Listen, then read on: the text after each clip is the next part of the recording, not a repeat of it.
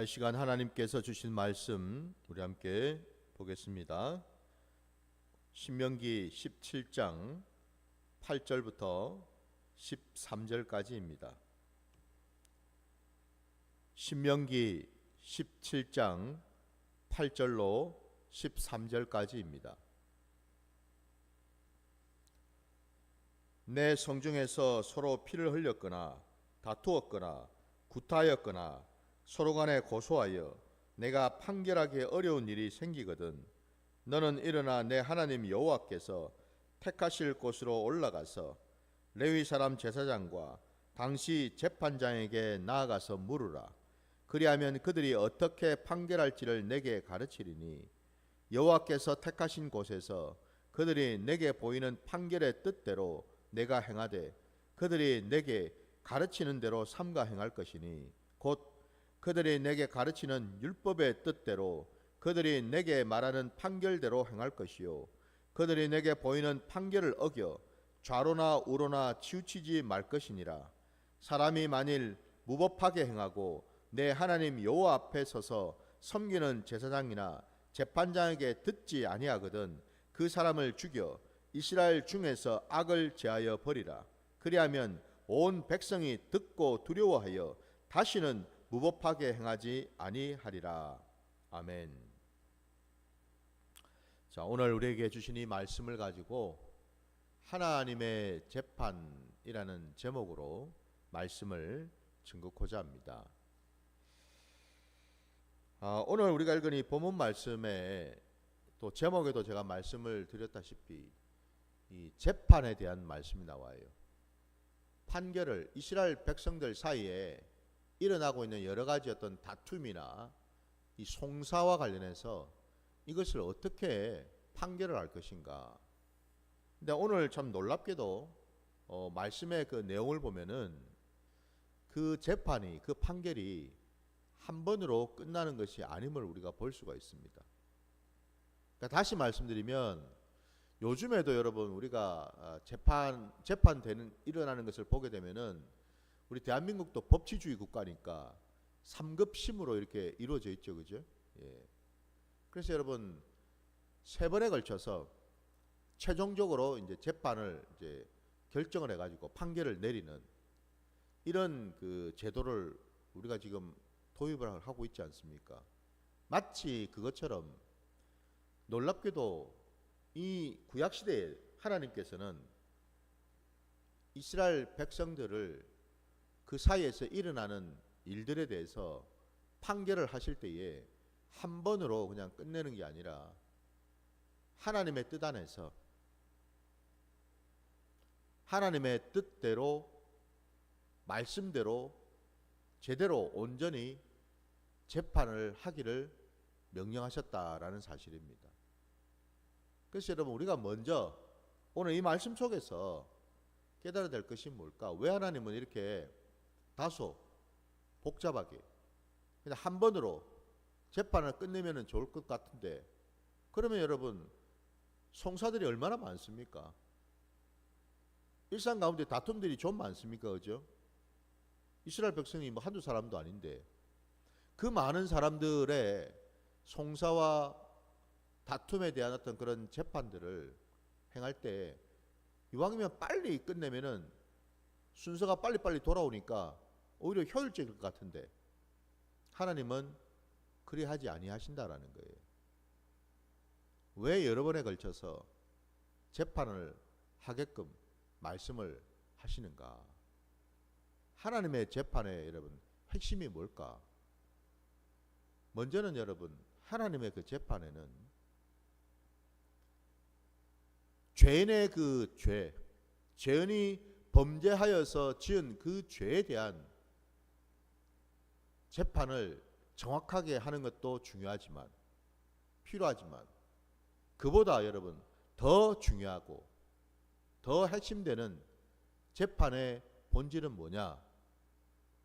단 한 사람이라도 억울한 자가 있어서는 안 된다라는 사실입니다. 10명의 죄인이 그 죄에 따라서 정확하게 재판을 받는 것도 중요하지만 그 재판 가운데 한 사람이라도 억울한 누명이나 오해를 통해서 벌을 받는 의인이 생겨서는 안 된다라는 뜻입니다. 여러분. 그러니까 하나님의 재판의 방점이 어디에 찍혀 있는지를 우리가 알 수가 있죠. 그죠? 예. 죄를 벌하고 죄를 심판하는 것도 중요하지만은 그보다 더 중요한 것은 한 사람이라도 억울한 일이 일어나서는 안 된다. 한 명의 의인이 죄인으로 취급받고 죄인으로 누명을 써서는 안 된다라는 것. 이게 더 중요하다는 사실입니다. 그래서 여러분 이렇게 하나님은 한 번이 아니라 여러 차례에 걸쳐서 재판을 하도록 명령을 하셨다는 사실이죠. 더 나아가서는 오늘 우리가 읽은 이 본문에 보면은 11절 말씀에 곧 그들이 내게 가르치는 율법의 뜻대로 그들이 내게 말하는 판결대로 행할 것이요 그들이 내게 보이는 판결을 어겨 좌로나 우로나 치우치지 말 것이니라 말씀합니다. 하나님의 재판에서의 핵심은 두 번째 핵심은 뭐냐? 율법의 뜻대로입니다. 하나님의 그 말씀을 정확하게 적용하라는 겁니다. 하나님의 그 말씀의 뜻을 진리를 정확하게 분별해서 거기에 맞게끔 판결을 내리라고 말씀하고 있어요. 바로 그것 때문에 그 뒤에 보니까 뭐라고 되어 있습니까? 좌로든지 우로든지 치우쳐서는 안 된다라고 분명히 명령하고 계시죠, 여러분. 우리가 하나님의 말씀을 받아서 그 말씀을 준행할 때에 여러분 좌로든 우로든 치우치지 아니하고, 여기서 여러분 좌로든 우로든 이게 무슨 말일까요? 이 말씀의 의미는요, 그 속에 하나님의 그 율법에 따라 하나님의 말씀에 따라 준행한다고 할 때에 혹이라도 그 가운데에 내 생각, 내 마음, 내 뜻, 내 경험, 내 지식이 개입이 되어서는 결코 안 된다라는 뜻입니다. 여러분. 많은 사람들이 신앙생활을 하고 오늘 이 신약시대에도 많은 사람들이 말씀을 보고 말씀을 준행하려고 애를 쓰고 있는데 말씀을 많이 들어요. 배워요. 가르쳐요. 그런데 안타까운 현실은 뭐냐? 결국 삶의 자리에서는 그 말씀 그대로 적용하지를 않더라는 겁니다. 그 말씀 그대로를 내 삶의 자리에 좌표로 삼고 내 발의 등불로 삼아서 그 말씀을 있는 그대로 받아들이고 그 말씀 그대로 순종하려고 하기보다는 놀랍게도 말씀은 온데간데 없이 여전히 삶의 자리에서는 내 뜻대로, 내 생각대로, 내 경험대로, 내 주장대로 살아갈 때가 많더라는 겁니다, 여러분. 심지어는 하나님의 말씀을 들먹이면서도 하나님의 말씀은 그냥 뭐예요? 곁가지일 뿐이고 그냥 수단일 뿐이고, 무슨 수단이요? 내 주장을, 내 생각을, 내 사상을, 내 이념을 정당화시키고 합리화시키는 수단으로만 사용하고 있더라 이 말입니다. 거기다 이제 갖다 붙이는 거죠, 말씀을. 그건 오늘 말씀에 따르면 그죠? 그게 바로 뭐예요? 좌로나 우로나 치우치는 모습이잖아요. 하나님의 판결은 여러분 결코 그리 해서는 안 된다라는 겁니다. 왜? 재판을 맡은 자라 하더라도 때로는 인간적인 육성이나 본성이 아직 남아있기 때문에, 연약하기 때문에, 부족하기 때문에 얼마든지 자신의 어떤 이해관계에 따라서 자기가 가지고 있는 어떤 그런 여러 가지 상황이나 형편에 따라서 재판을 하는 데 있어서 좌지우지될 때가 있기 때문에 그렇다라는 거예요. 그래서 지금 이 말씀을 정확하게 하고 계십니다, 여러분. 재판을 어떻게 해야 되나? 말씀처럼 여러분, 율법의 뜻대로.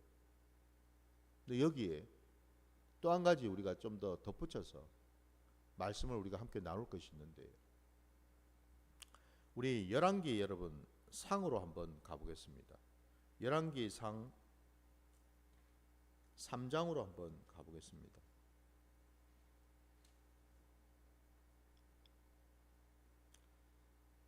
(3장) 7절부터 9절까지 말씀을 한번 보겠습니다. 열왕기 상 3장 7절에서 9절까지 말씀. 나의 하나님 여호와여, 주께서 종으로 종의 아버지 다윗을 대신하여 왕이 되게 하셨사오나 종은 작은 아이라 출입할 줄을 알지 못하고 주께서 택하신 백성 가운데 있나이다. 그들은 큰 백성이라 수요가 많아서 셀 수도 없고 기록할 수도 없사오니 누가 주의 이 많은 백성을 재판할 수 있사오리까? 듣는 마음을 종에게 주사 주의 백성을 재판하여 선악을 분별하게 하옵소서. 아멘.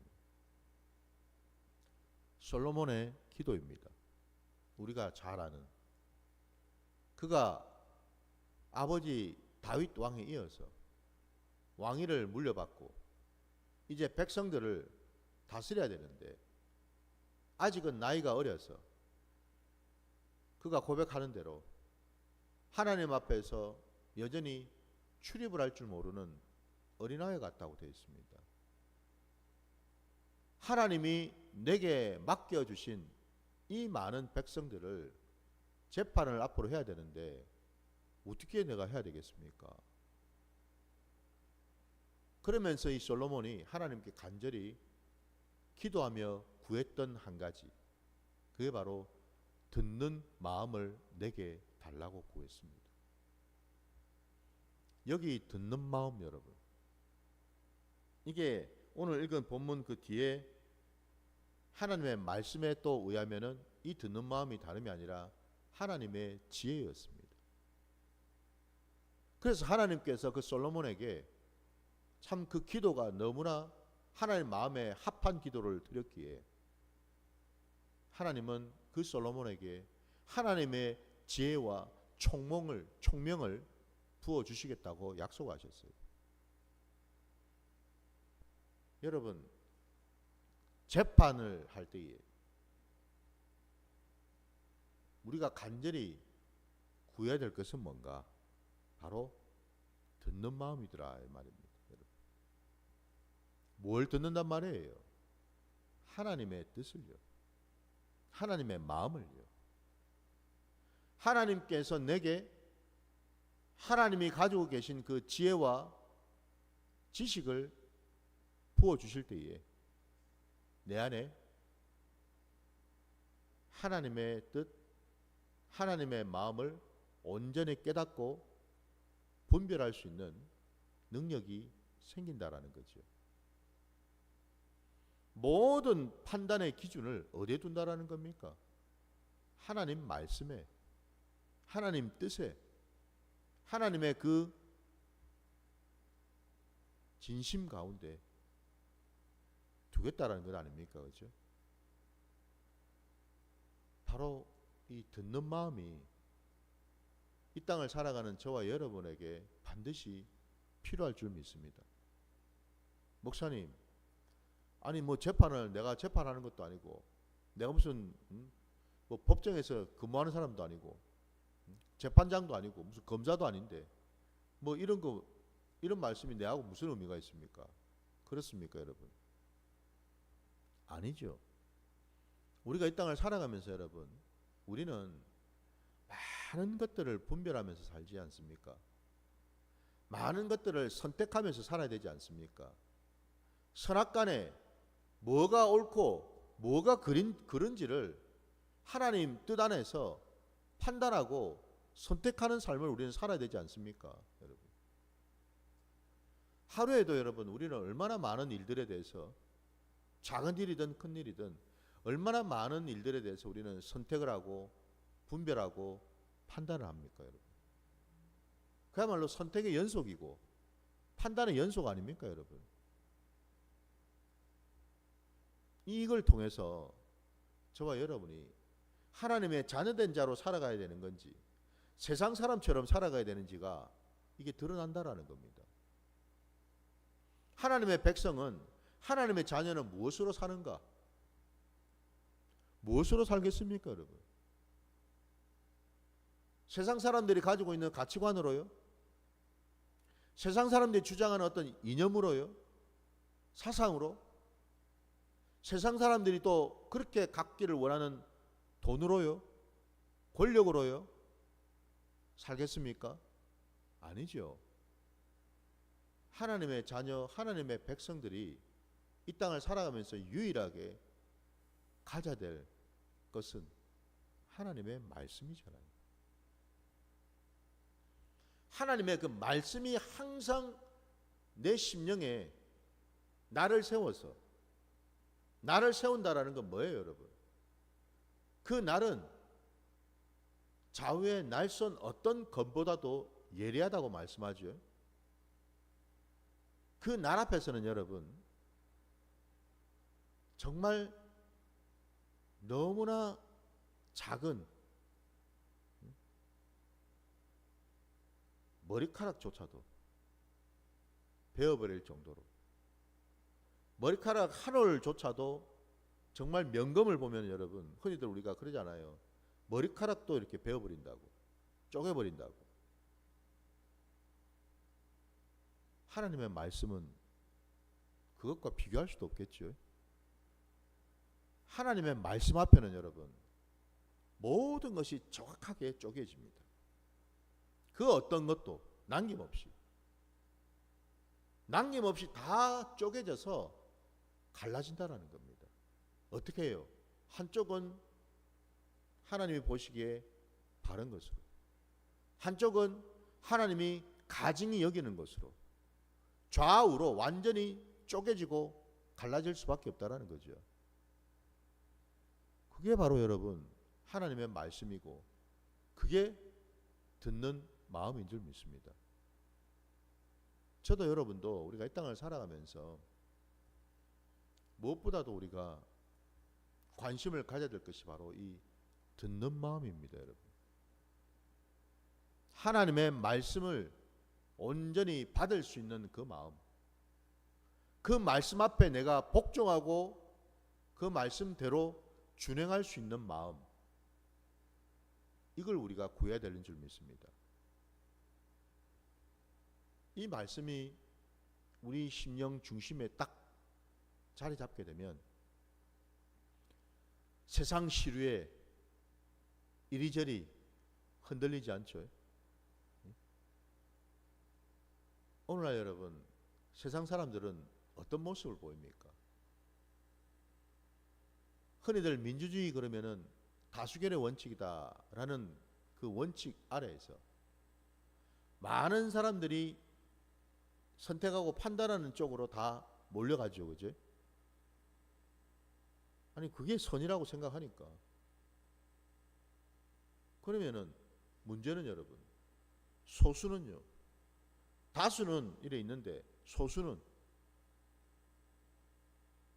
때로 안타깝게도 소수의 의견이나 소수의 생각은 매장이 된다든지 아니면은 외면 받을 수밖에 없죠, 그죠? 여러분 우리가 이걸 알아야 됩니다. 세상의 원리는 그렇다 하더라도 하나님 나라의 원리는 세상의 원리하고는 같을 수 없다라는 겁니다. 세상의 원리 위에 있는 것이, 세상의 법 위에 있는 것이 하나님의 법 아닙니까? 하나님의 말씀이잖아요, 그죠? 하나님의 말씀에 따르면 때로 여러분 소수가 하나님 뜻에 합할 때도 많더라는 겁니다. 예언서를 우리가 보면 알 수가 있어요. 예언서에 하나님의 참 예언자와 거짓 예언자들이 있죠. 참 예언자들은 참 드뭅니다, 여러분. 소수예요. 그러나 거짓 예언자들은 너무너무 많죠, 상대적으로. 많은 사람들이 다수의 그 거짓 예언자들의 말에 귀를 기울이고 따라갑니다. 그러나 하나님의 뜻은요, 그 다수의 예언자의 말소에 있는 것이 아니라 소수의 하나님이 택하신 참 예언자의 그 입술에 하나님의 말씀을 담아주셨거든요. 하나님 나라의 원리가 이렇다 이 말입니다, 여러분. 그래서 여러분, 우리가 판결을 할 때, 판단을 할 때 염두에 둬야 될 것이 곧 세상의 시류, 세상의 어떤 형편, 세상의 어떤 여론, 이게 중요한 것이 아니고 하나님의 말씀인 줄 믿습니다. 모든 것은 변하고 모든 것은 지나가고 모든 것은 끝날 수 있어도 하나님의 말씀만큼은 영원한 줄 믿습니다. 하나님의 말씀만큼은 영원한 진리인 줄 믿습니다. 그래서 여러분, 우리는 진리를 붙드는 자가 되어야 되는 줄 믿습니다. 그럴 때 우리는 좌로든 우로든 치우치지 아니하고 하나님이 원하시는 대로 판단하고 선택할 수가 있다라는 거거든요. 이 사실을 우리가 분명히 깨달아야 될 줄 믿습니다. 더 나아가서 우리 말씀 하나만 더 또 찾아보겠습니다. 우리 마태복음 여러분 13장으로 또 한번 가보겠습니다. 신약 마태복음 13장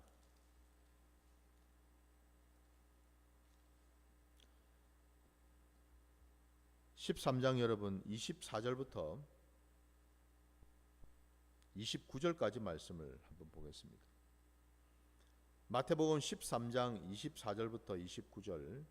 예수께서 그들 앞에 또 비유를 들어 이르시되 천국은 좋은 씨를 제밭에 뿌린 사람과 같으니 사람들이 잘 때에 그 원수가 와서 곡식 가운데 가라지를 덧뿌리고 갔더니 싹이 나고 결실할 때에 가라지도 보이거늘 집주인의 종들이 와서 말하되 주여 밭에 좋은 씨를 뿌리지 아니하였나이까?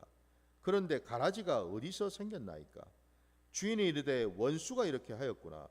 종들이 말하되 그러면 우리가 가서 이것을 뽑기를 원하시나이까? 주인이 이르되 가만두라. 가라지를 뽑다가 곡식까지 뽑을까 염려하노라. 아멘. 우리 주님께서 천국의 비유를 드시면서 지금 이 말씀을 하셨습니다. 가라지에 대한 말씀.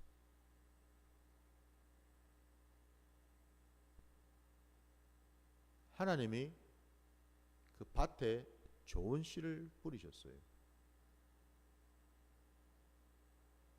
그 밭은 우리의 심령이고 우리의 삶의 자리지요. 그 좋은 씨는 하나님의 말씀이지요. 근데 놀랍게도 사람들이 자고 있을 때 그 밭에다가 마귀가 가라지를 뿌렸다라고 말씀합니다. 사람들이 잘 때 말입니다. 이게 중요하죠. 여기서 사람들이 잘 때가 무슨 의미겠습니까? 우리가 하나님 말씀에 귀를 기울이고 하나님 말씀을 붙들 때가 아니라 내 마음대로 내 뜻대로 내 소욕대로 살아갈 때를 말하죠. 내 영이 말입니다. 하나님과 늘 연합하고 함께하는 게 아니라 성령의 도움과 인도를 받는 시간이 아니라 한마디로 내 영이 죽어 있을 때 성령의 도움이 아니라 내 뜻대로 내 마음대로 내 주장대로 내 고집대로 살아갈 때를 말하죠. 그때 영락없이 마귀가 내 마음에 내 심령에다가 가라지를 뿌린다라는 거예요. 이 가라지가 뭐예요? 내 악한 본성이죠. 하나님이 기뻐하지 아니하시는 그 악한 것들, 악한 그 속성들, 바로 이것들이죠. 곡식이 자라면서 가라지도 함께 자란다라고 말씀합니다.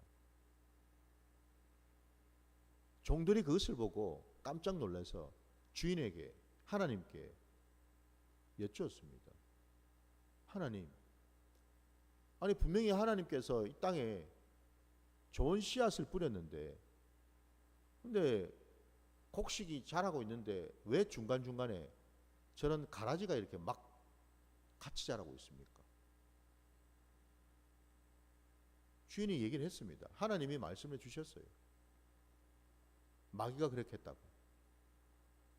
그 얘기를 들은 종들이 얘기를 하죠. 그러면 우리가 가서 당장 곡식 사이사이에 껴있는 가라지들을 그냥 다 뽑아버릴까요? 하나님이 말씀하셨죠. 가만두라고. 29절을 다시 보시면 하나님의 진심이 담겨져 있어요.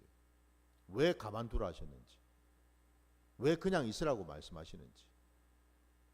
가라지를 뽑다가 곡식까지 뽑을까 염려하노라 말씀하시는 거예요.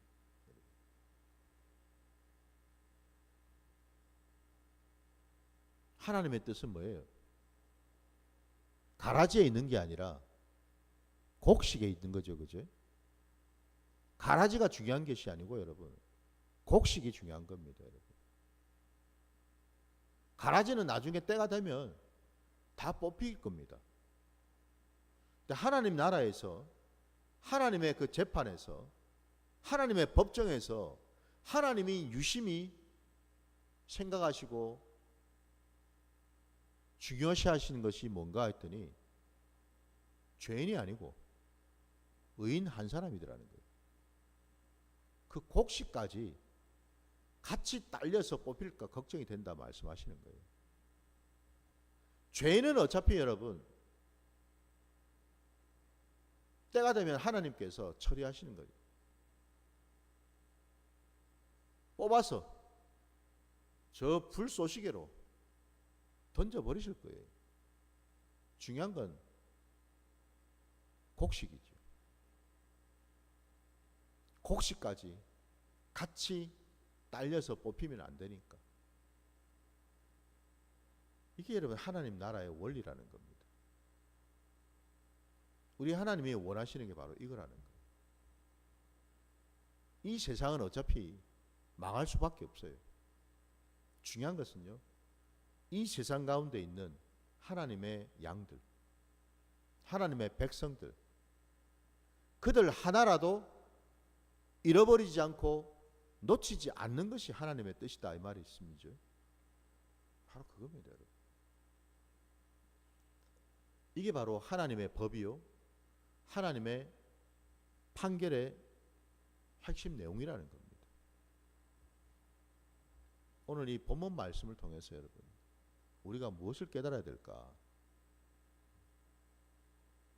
하나님의 재판은요, 그 핵심이 하나님 말씀 그대로 좌로든 우로든 치우치지 않을 때에 비로소 우리는 하나님의 때를 알고 하나님의 마음을 깨달아서 하나님 뜻대로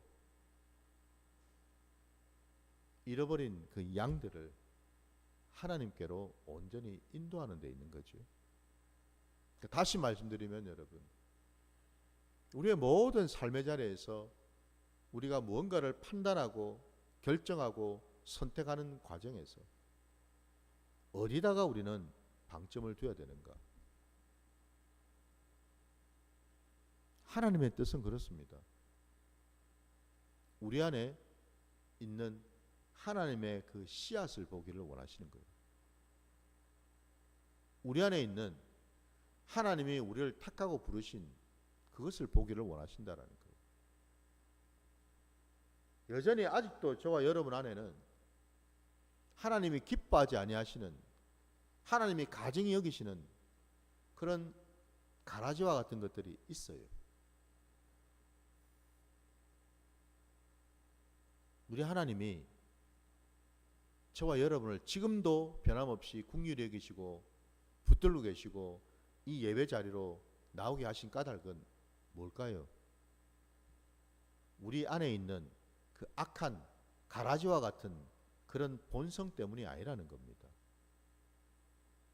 우리 안에 있는 예수 그리스도의 그 십자가 공로 때문에 우리가 우리 안에 하나님의 말씀이 심어지고 하나님의 뜻을 따라 살고자 하는 그것을 바라보신다라는 겁니다. 우리의 영이 살아서 우리의 영혼이 하나님과 함께하는 것을 보신다라는 겁니다. 우리의 이 겉사람의 모습이 아니라 우리 속사람 안에 있는 하나님을 알고자 하는, 하나님을 믿고자 하는, 하나님을 닮고자 하는 그 마음, 그걸 하나님은 눈여겨보신다라는 겁니다. 그것 때문에 하나님은 우리를 택하신다라는 거예요. 그것 때문에 하나님은 우리를 지키시고 보호하신다라는 겁니다. 아브라함이 잘나고 똑똑하고 믿음이 좋아서 여러분 하나님이 그를 붙드시고 그를 의인이라고 인정하신 것이 아니에요.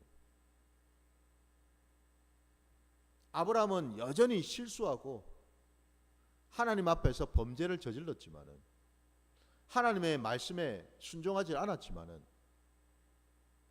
놀랍게도 또 하나님은 그 아브라함을 붙드셔서 그 입술에서 하나님을 믿습니다라는 그 고백을 받으시더라는 거죠.